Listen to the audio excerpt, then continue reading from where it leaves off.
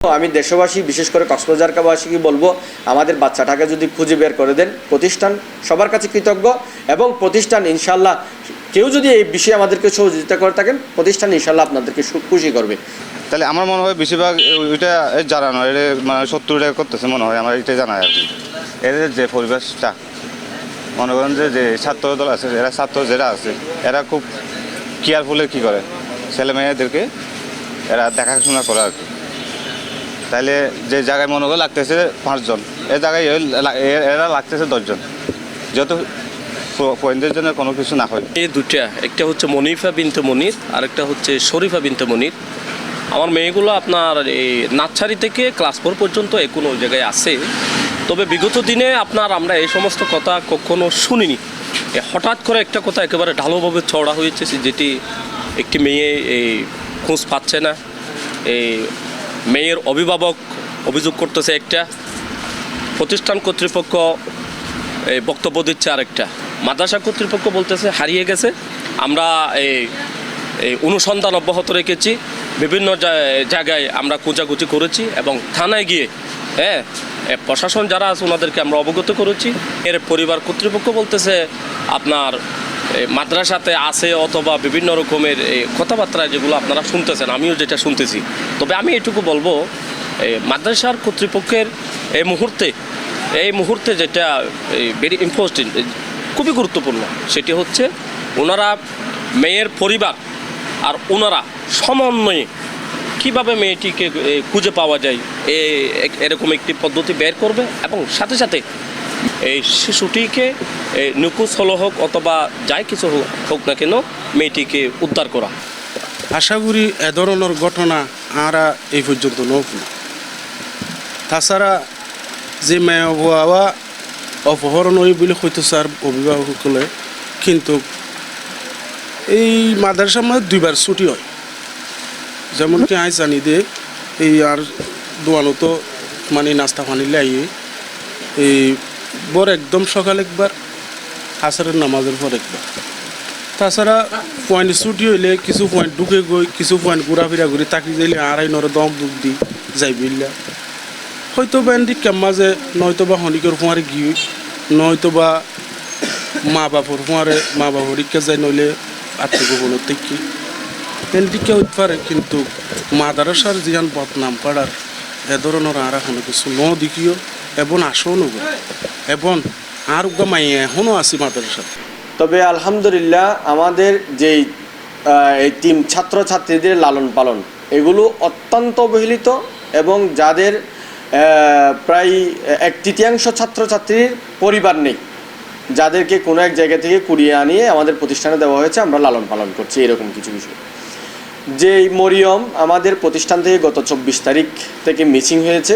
উনি 24 তারিখ সারা দিন ক্লাস করেছে, বিকাল থেকে আমরা ওনাকে প্রতিষ্ঠানে পাচ্ছি না। 25 তারিখ আমরা পরিবারকে জানিয়েছি যে আমরা প্রতিষ্ঠানে ওনাকে পাচ্ছি না, এইরকম আপনারা যদি আপনাদের পরিবারে গিয়ে থাকে আমাদেরকে ইনফর্ম করেন, নয়তোবা আপনারা যদি পরিবারেও না পান আপনারা একটু জিডি করেন। এই ক্ষেত্রে যদি আপনাদের কোনো সহযোগিতা লাগে প্রতিষ্ঠান সর্বোচ্চ আপনাদেরকে সহযোগিতা করবে। প্রতিষ্ঠান আগে না গিয়ে আপনাদেরকে আগিয়ে দিয়েছে, কারণ প্রতিষ্ঠানের পক্ষ থেকে করলে এটা প্রতিষ্ঠানের উপর অনেক ধরনের চাপ আসে বা অনেক ধরনের সমস্যা হয়। পরে 25 তারিখ জিডি করার পরে ওনারা 26 তারিখ প্রতিষ্ঠানে আসছে। 26 তারিখ আসার পরে ওনারা বলতেছে আমরা তো অনেক খোঁজাখুঁজি করছি, মাইকিংও করছি, বাচ্চাটাকে পাচ্ছি না। আমরা শুনতে পাচ্ছি বাচ্চাকে এখানে অনেক ধরনের প্রহার করা হয়েছে বা হুমকি দুমকি দেওয়া হয়েছে। আমরা আসলে জিনিসটা জানতে চাই।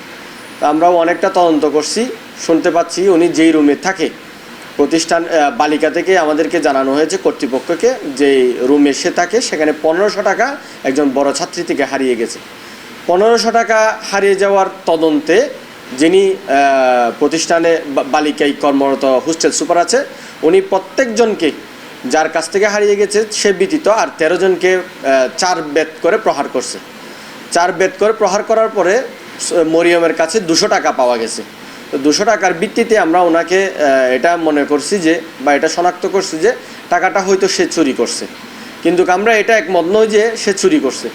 এরপর থেকে সে হয়তো আমাদের সাথে অভিমান করছে বা কিছু একটা বিষয়, তখন থেকে তাকে আর খুঁজে পাচ্ছি না।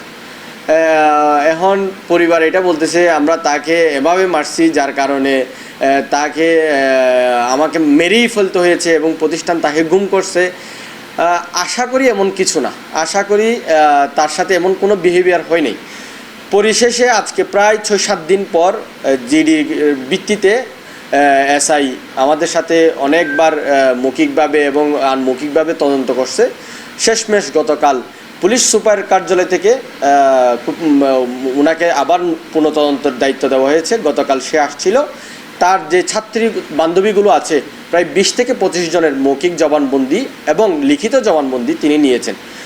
এই মধ্যে পুলিশ আমাদেরকে বলছে আপনারা যেহেতু প্রতিষ্ঠানে কোনো সিসি ক্যামেরা আপাতত নেই, আপনারা আশেপাশে কোনো সিসি ক্যামেরার ফুটেজের মাধ্যমে সে যে প্রতিষ্ঠান থেকে বের হয়ে গেছে বা প্রতিষ্ঠান তাকে গুম করে নাই বা হত্যা করে নাই বা এরকম কোনো বিষয়ের সাথে তারা প্রতিষ্ঠান জড়িত নাই সে বিষয়ে প্রুফের জন্য আমরা অনেক কষ্ট করছি। এমনকি পুলিশ ভাই আমাদের সাথে প্রায় 4-5 দিন ধরে অনায়াসে আমাদের সাথে কষ্ট করে গেছেন। শেষমেশ আলহামদুলিল্লাহ আমরা সাকসেস হয়েছে। আমাদের পাশে ফুটকালি যাওয়ার সময় এক পয়েন্টে আমরা তার সিসিটিভি ফুটেজ পেয়েছি।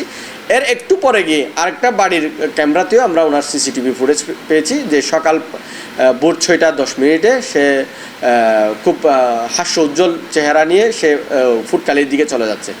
তো ফুটকালি এবং আশেপাশে যত আমাদের গ্রাম আছে আমরা সবগুলোতে তদন্ত করেছি, তবে দুঃখের বিষয় এখন পর্যন্ত আমরা তার পাইনি।